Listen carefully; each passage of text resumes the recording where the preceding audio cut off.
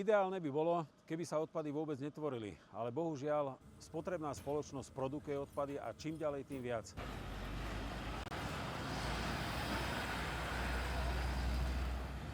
V meste Liptovských Hrádoch v rámci odboru technických služieb sme začali mechanicko-biologickú úpravu. Minulý rok to bola pojazdná, teraz by sme už chceli zastabilizovať a spraviť stabilnú mechanicko-biologickú úpravu. K čomu to slúži?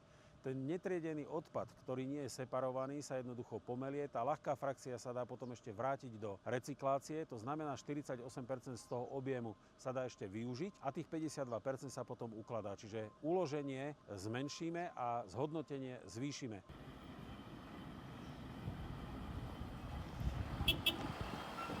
Ja by som chcel vyzvať všetkých obyvateľov, aby separovali čo najviac, pretože my máme čísla nad 50%, čo je vysoko nad slovenský priemer. Dokonca sme minulý rok dosiahli 54%, ale čím viac bude separácie, tým menej bude nákladov na odpady a tým pádom samozrejme cena pre konečných užívateľov, to znamená obyvateľov mestov, bude nižšia.